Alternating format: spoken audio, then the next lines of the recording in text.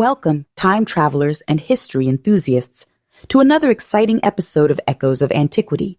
I'm your host, Dr. Aria Thornton, and today, we're embarking on an extraordinary journey to meet a woman who changed the course of literary history. Imagine holding in your hands a clay tablet etched with cuneiform script, carrying the words of a poet who lived over 4,000 years ago. Now, imagine discovering that this poet was not only a woman but also the first known author in history to write under her own name. This, my friends, is the story of Enheduanna, high priestess of ancient Mesopotamia and daughter of one of the world's first emperors. Before we dive into her fascinating tale, let's take a moment to situate ourselves in time. We're talking about the year 2300 BCE, that's about 4,300 years ago. To put this in perspective, this is roughly 700 years before the birth of Moses, 1,200 years before the founding of Rome, and 1,800 years before Confucius. We're truly at the dawn of recorded history. In this era, writing itself was a relatively new technology. The cuneiform script, with its distinctive wedge-shaped marks pressed into clay, had only been developed about 600 years earlier. It was revolutionizing how information was recorded and transmitted, paving the way for the literary achievements we'll be discussing today. But why does Enheduanna's story matter to us today? In an age where we're constantly bombarded with information, where anyone with an internet connection can broadcast their thoughts to the world, Enheduanna reminds us of the power of the written word. She shows us that the desire to express oneself, to leave a mark on the world, is as old as civilization itself. Her story challenges our assumptions about gender roles in ancient societies and invites us to reconsider what we think we know about the past. Now, let me tantalize you with a hint about our artifact of the week. Later in our show, we'll be examining a rare artifact that gives us a glimpse into the face of history's first named author.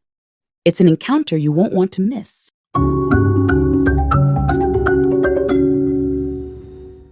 To truly appreciate the magnitude of Enheduanna's achievements, we need to set the stage. Close your eyes and picture yourself transported back in time to Mesopotamia in 2300 BCE. The air is thick with the heat of the desert, and the mighty ziggurat of Ur rises before you, its stepped facade gleaming in the harsh sunlight. You're standing in the heart of one of the world's earliest civilizations, at a time of great political and cultural upheaval. The man at the center of this tumultuous period is Sargon of Akkad, often called Sargon the Great. Through a series of military conquests, Sargon has created what many historians consider the world's first multi-ethnic empire. But with great power comes great challenges. Sargon faces the monumental task of unifying the diverse Sumerian city-states under his rule. Each city has its own customs, its own gods, and its own way of life. How does one forge a single identity from such diversity? Sargon's empire-building strategy was multifaceted. First, he implemented a standardized system of weights and measures across the empire, facilitating trade and economic integration. He also established Akkadian as the official language of administration, while still respecting local languages and traditions. But perhaps his most ingenious move was in the realm of religion and culture, which is where our story intersects with Enheduanna's. To understand the significance of Sargon's cultural strategy, we need to appreciate the role of religion and writing in Mesopotamian society. In ancient Mesopotamia, religious institutions were not separate from daily life. They were the very fabric of society. Temples were not just places of worship. They were economic powerhouses, centers of learning, and the beating heart of each city. And at the center of this religious and cultural life was the cuneiform script. This writing system was truly revolutionary. It allowed for the recording of everything from religious hymns to tax records, from royal decrees to personal letters. Cuneiform wasn't just a tool for the elite, it was the foundation of Mesopotamian bureaucracy, education, and literature. The ability to write was highly prized. Scribes underwent years of rigorous training to master the complex cuneiform script. They were the knowledge keepers of their society, playing crucial roles in temples, palaces, and commercial centers. It was in this context that Enheduanna would receive her education and eventually make her mark on history. Now, I want you to use your imagination for a moment. Close your eyes again and picture yourself walking through the streets of ancient Ur. What sights would greet you? Perhaps you'd see the busy marketplace with merchants hawking their wares, textiles, pottery, precious metals. What sounds would fill your ears? The chatter of a dozen languages, the bleating of sacrificial animals being led to the temple, the rhythmic chanting of priests. And the smells? The aroma of freshly baked bread might mingle with the pungent scent of incense wafting from the temple. In this vibrant, complex world, how might the tumultuous political climate have influenced literature and religion? It's a question worth pondering as we delve deeper into our story. To give you some context, let's briefly compare Mesopotamia to other civilizations of the time. In Egypt, the Old Kingdom period was in full swing, with pharaohs building massive pyramids. In the Indus Valley, cities like Mohenjo-Daro and Harappa were flourishing. And in China, the legendary Yellow Emperor was said to be laying the foundations of Chinese civilization. Mesopotamia, with its rich literary tradition, was truly at the forefront of cultural and intellectual development in this era.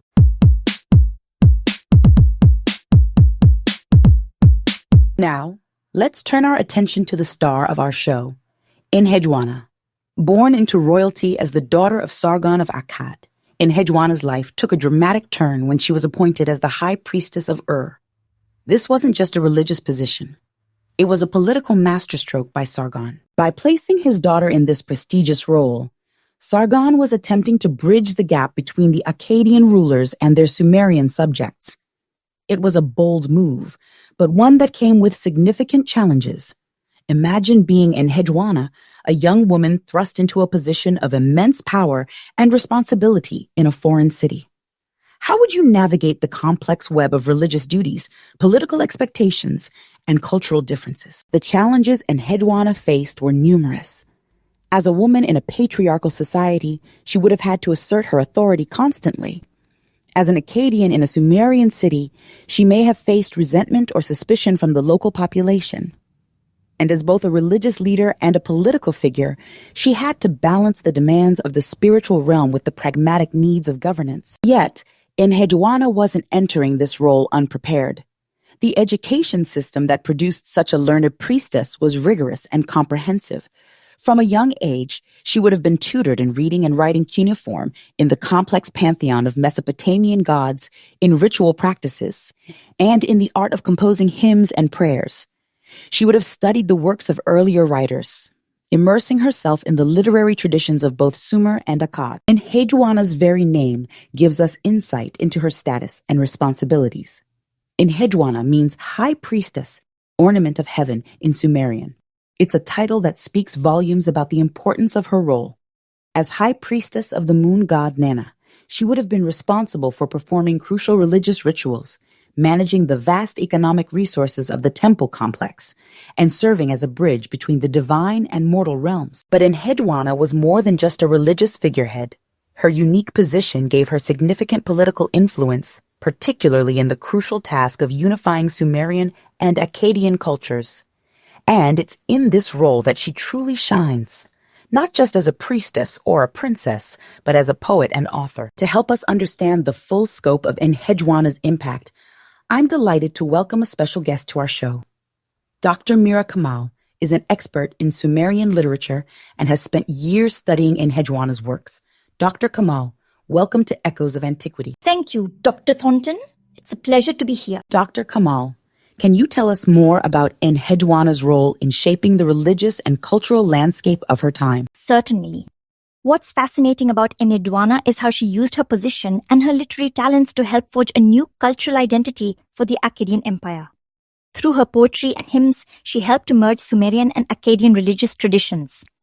This was particularly evident in her treatment of the goddess Inanna, whom she associated with the Akkadian goddess Ishtar.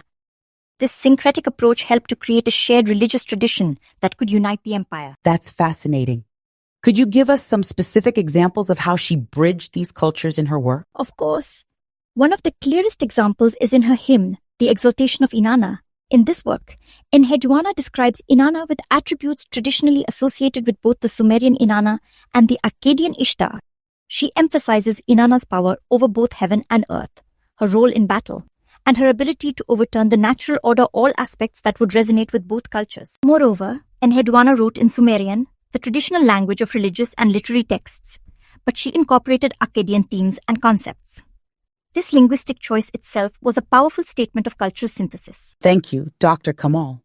Now, do you think Enheduanna's royal background contributed to her literary achievement? Undoubtedly. Her position as both a royal princess and high priestess gave her a unique perspective. She had access to the best education of her time and was steeped in both Sumerian and Akkadian cultures. This background, combined with her evident literary talent, allowed her to create works that were both politically savvy and deeply personal. It's also worth noting that her royal status likely gave her a degree of protection and authority that allowed her to express herself more freely than other women of her time might have been able to. That's an excellent point. Thank you, Dr. Kamal. Your insights are invaluable. As I reflect on Enheduanna's story, I'm struck by the sheer force of will she must have possessed. In a world dominated by men, Enheduanna's voice rose above the rest. What inner strength must she have had to not only survive, but thrive in such a challenging environment? It's a testament to her character and her talent that her words have endured for over 4 millennia.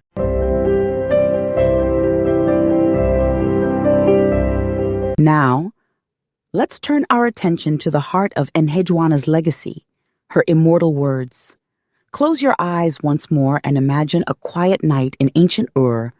The oil lamps flicker, casting dancing shadows on the walls. A strong, feminine voice begins to recite.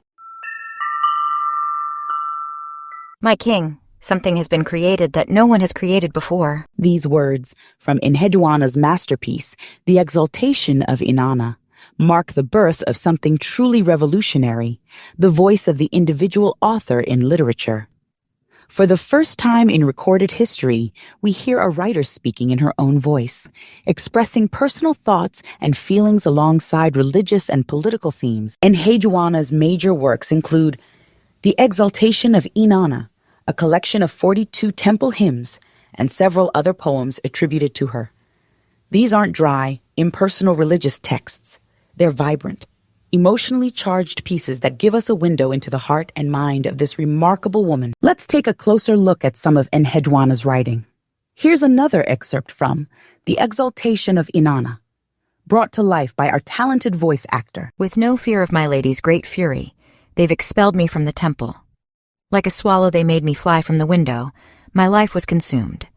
They made me walk in places where I would not walk. The raw emotion in these lines is palpable. Enheduanna is describing a period of political upheaval when she was temporarily exiled from her position. The personal nature of her writing was revolutionary for its time. She wasn't just praising the gods or recording historical events. She was expressing her own feelings, her own experiences. What strikes me about Enheduanna's writing is its sophisticated use of metaphor and imagery. In the lines we just heard, she compares herself to a swallow forced from its nest. It's a powerful image that conveys her sense of displacement and vulnerability. Let's examine some of the specific literary techniques Enheduanna employed. First, we see her use of the first-person perspective, which was highly unusual in religious writing of her time. This gives her work an immediacy and emotional power that must have been startling to her original audience. She also makes extensive use of natural imagery, often drawing parallels between the power of the gods and natural phenomena. For instance, in another passage, she describes Inanna as raining the fanned fire down upon the nation.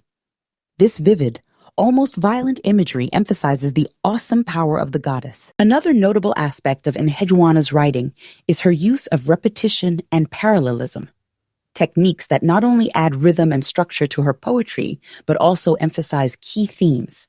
For example, in the temple hymns, she repeatedly uses the phrase house, great enclosure reaching to the sky, to begin her descriptions of various temples, creating a sense of unity among diverse religious sites. But Enheduanna's work isn't just personally expressive, it's also politically astute.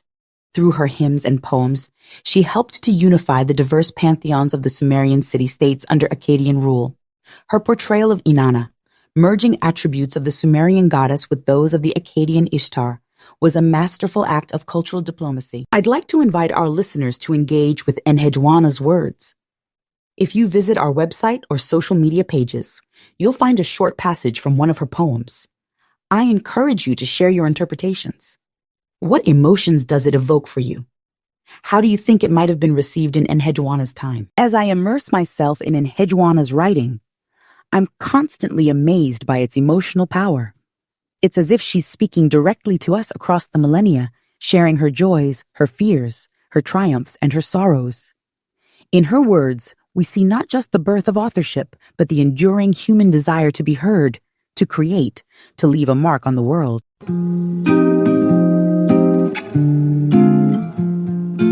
The influence of Enheduanna's work extends far beyond her own lifetime. Her poems and hymns were copied and studied in Mesopotamian scribal schools for over 500 years after her death. This is a testament not only to their literary merit, but also to their cultural and religious significance. But the echoes of Enheduanna's voice may have traveled even further. Some scholars have drawn parallels between her work and later literary traditions. There are intriguing similarities in style and content with biblical psalms, for instance. Both Enheduanna's hymns and the psalms use vivid imagery and emotional language to express devotion to a deity. They also share themes of praising the deity's power, lamenting personal suffering, and seeking divine intervention. For example, compare these lines from Enheduanna's The Exaltation of Inanna. My lady, your greatness is manifest.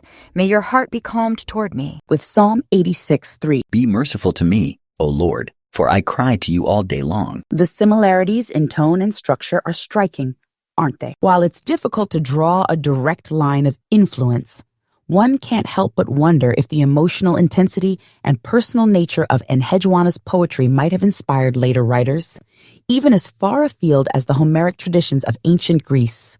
The use of epic narratives, vivid imagery, and divine interactions in both traditions suggests at least a shared literary heritage. The story of how Enheduanna was rediscovered in the 20th century reads like a detective novel. It was during archaeological excavations at Ur in the 1920s, led by the renowned archaeologist Sir Leonard Woolley, that evidence of her existence first came to light. Imagine the scene, archaeologists working under the hot Mesopotamian sun, carefully brushing away millennia of sand and debris. Suddenly, they uncover clay tablets bearing unfamiliar names and unknown stories. Among these, they find references to a high priestess who was also a writer, Enheduanna. The excitement must have been palpable as they pieced together her story. Here was evidence of literary creation far earlier than they had imagined, and by a woman no less. As more tablets were discovered and deciphered, Enheduanna's voice emerged from the silence of centuries, challenging long-held assumptions about ancient literature and women's roles in early civilizations. But as with many ancient texts, the rediscovery of Enheduanna's work has sparked scholarly debates. There are those who question whether she truly authored all the works attributed to her. Some argue that her name might have been used to lend authority to texts composed later. Dr. Mira Kamal, what's your perspective on this debate? This is indeed a contentious issue in the field. Some scholars argue that the consistency of style and themes across the works attributed to Enheduanna suggest a single author. Others point out that ancient concepts of authorship were different from our own, and that later writers might have composed in Enheduanna's name as a way of honoring her legacy. Personally, while I respect the importance of scholarly skepticism, I find the evidence for Enheduanna's authorship compelling. The consistency of style across the works attributed to her, the personal nature of many of the poems, and the historical context all point to a single remarkable author. However, it's important to note that this debate is ongoing, and new evidence may yet come to light. Thank you, Dr. Kamal. That's a very balanced perspective. I tend to agree with Dr. Kamal's view. While we must always be open to new evidence and interpretations, I believe that fixating too much on questions of authorship can distract us from the broader significance of Enheduanna's legacy. Whether or not she personally penned every word attributed to her, the existence of these texts under her name forces us to reassess our understanding of women's roles in ancient societies. For too long, our view of ancient Mesopotamia, and indeed of many ancient cultures, has been predominantly male-centric. The discovery of Enheduanna challenges this perspective. It shows us that women could hold positions of significant religious, political, and cultural power. It suggests that the voices of women were not always silenced or overlooked, even in societies we often assume to have been entirely patriarchal. This leads me to a question I often ponder. How has the discovery of Enheduanna rewritten our understanding of ancient literature and women's roles? And perhaps more intriguingly, what other voices might be waiting to be uncovered. Enheduanna's story reminds us that history is full of surprises, that our understanding of the past is continually evolving as new evidence comes to light. It's a humbling thought, isn't it? It reminds us to approach the past with open minds, ready to have our preconceptions challenged. Who knows what other remarkable individuals, what other groundbreaking works might still be hidden in the sands of time, waiting for their moment to reshape our understanding of history.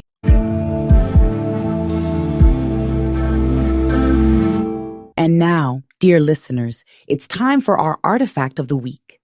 I've been eagerly waiting to share this with you. Today, we're examining an object that brings us face to face with Enheduanna herself, the famous Enheduanna Disk. Picture, if you will, a disk of limestone about 25 centimeters in diameter. That's roughly 10 inches for our American listeners. It's a little worse for wear after more than 4,000 years, but still clearly discernible.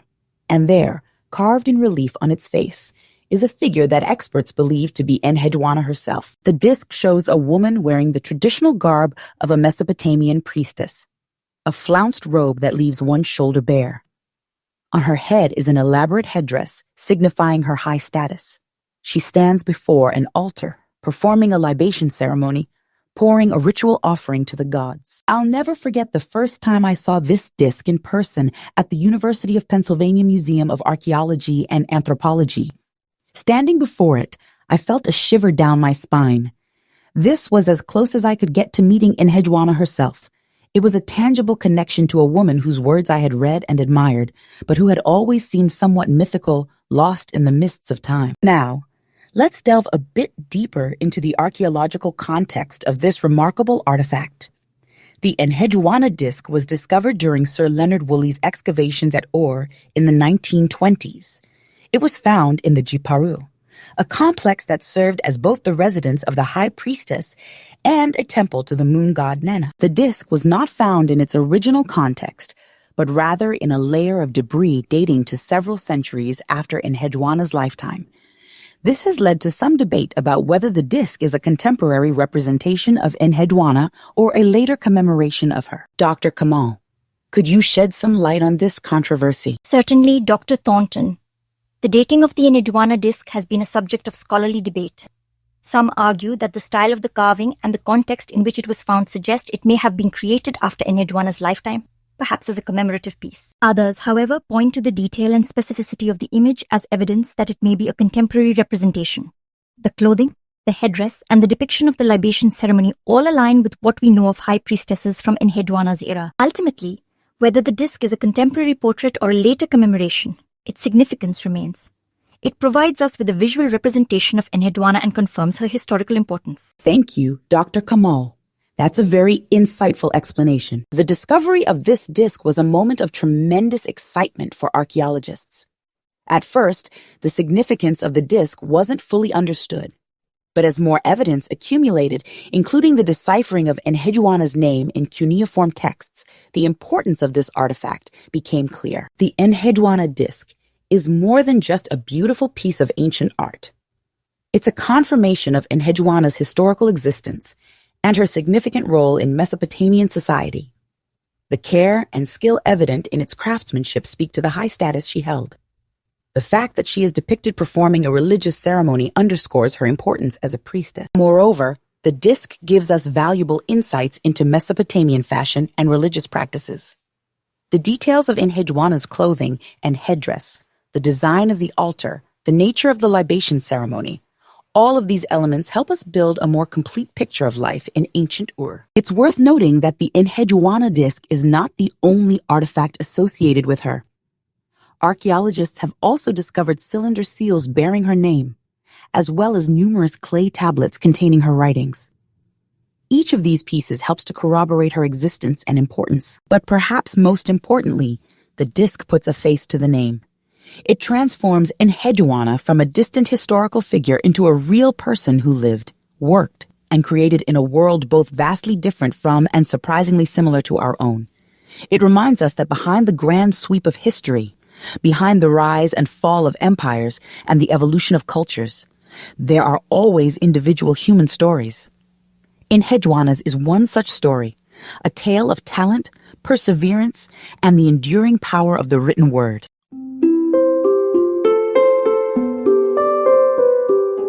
And now, my fellow time travelers, it's time for everyone's favorite segment, the Time Traveler's Corner.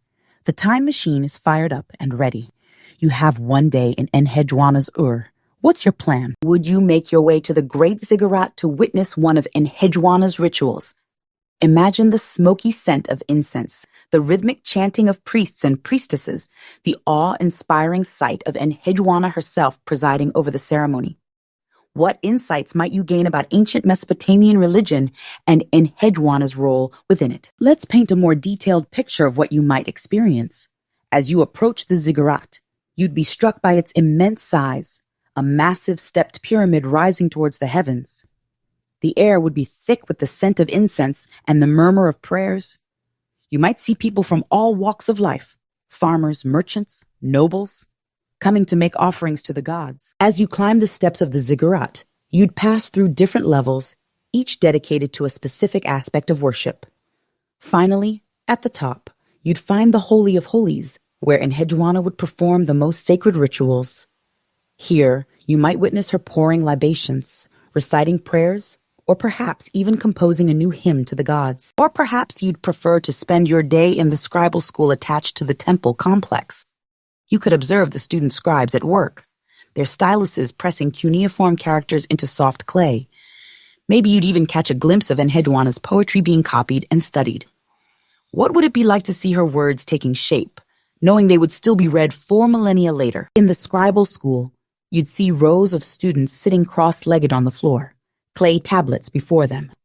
The air would be filled with the soft scraping sound of reed styluses on clay. You might observe a master scribe correcting a student's work, or hear the recitation of Enheduanna's poems as part of the curriculum. For a change of pace, you might choose to wander the bustling streets of You could haggle with merchants in the marketplace, sample some ancient Mesopotamian cuisine, or try your hand at the royal game of a popular board game of the time. How different would daily life be from what we're used to? What aspects of human experience would remain surprisingly familiar? In the marketplace, you'd be surrounded by a cacophony of sounds and smells. Merchants would call out their wares in a mix of Sumerian and Akkadian. You might see traders from distant lands selling exotic goods, lapis lazuli from Afghanistan, cedar wood from Lebanon, or gold from Egypt. The air would be filled with the aroma of spices and the smell of animals being led to market. As for cuisine, you might sample barley bread, a staple of the Mesopotamian diet, or try some date wine. If you're feeling adventurous, you could taste a dish of roasted gazelle or fish from the nearby Euphrates River. Of course, a day in ancient Mesopotamia wouldn't be without its challenges. The heat would be intense, the sanitation not quite up to modern standards, and the cultural and language barriers significant. But the richness of the experience. The chance to walk in the footsteps of one of history's earliest named authors, to breathe the air she breathed, to see the world that inspired her groundbreaking works. As we consider this time travel experience, it's worth reflecting on the ethical considerations of observing past cultures. How do we balance our curiosity about the past with respect for the people and cultures we're observing? How might our modern perspectives color our interpretation of what we see? I'd love to hear your time travel plans. Head over to our podcast forum and share what you'd hope to experience or learn during your day in Enheduanna's Who knows? Your ideas might inspire a future episode.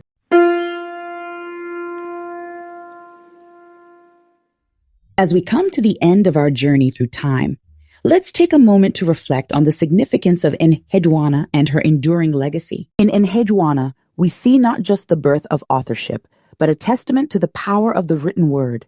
Her voice, echoing across 4 millennia, reminds us of the timeless human desire to create, to express, to leave a mark on the world. Enheduanna broke barriers as the first named author in history. She wielded her pen, or rather, her stylus, with a skill that commands respect even today. Her works merged the personal with the political, the human with the divine, in a way that was revolutionary for her time and remains powerful in ours. But beyond her literary achievements, Enheduanna's story challenges us to reconsider our assumptions about the ancient world.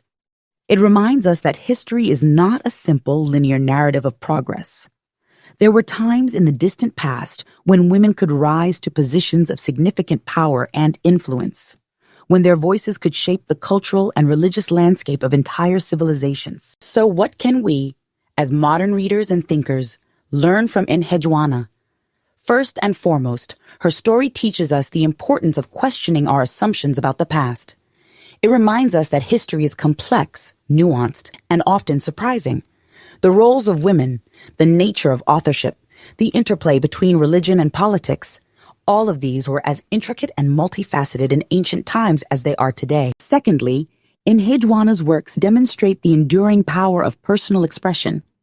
In a world that often feels overwhelmed by impersonal data and algorithmic content, Enheduanna's deeply personal, emotionally resonant poetry reminds us of the impact that one authentic voice can have. Finally, Enheduanna's legacy invites us to consider our own potential for leaving a mark on the world. What are the words, ideas, or creations that we might leave for future generations? How might our voices echo through time, just as Enheduanna's has? I'd like to end with a call to action. Engage with ancient literature.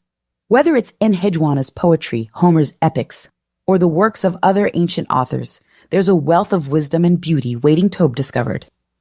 These texts can offer us new perspectives on our own lives and societies, bridging the gap between past and present in unexpected ways. As we return to our own time, I hope you carry with you a piece of Enheduanna's world.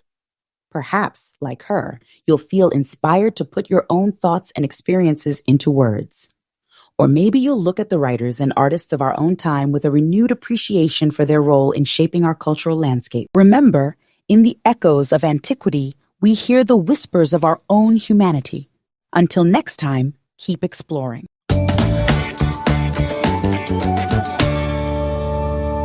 If you've enjoyed this episode of Echoes of Antiquity, why not share your thoughts with us on social media?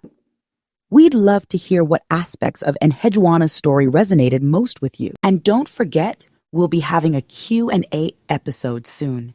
If you have any burning questions about Enheduanna, ancient Mesopotamia, or any of the topics we've discussed today, send them our way. For our premium subscribers, don't miss our exclusive bonus content on Mesopotamian poetry. You'll get to dive deeper into the literary traditions that Enheduanna helped shape, all while enjoying an ad-free listening experience. Thank you for joining me on this journey through time. Remember, in the echoes of antiquity, we hear the whispers of our own humanity. Until next time, keep exploring.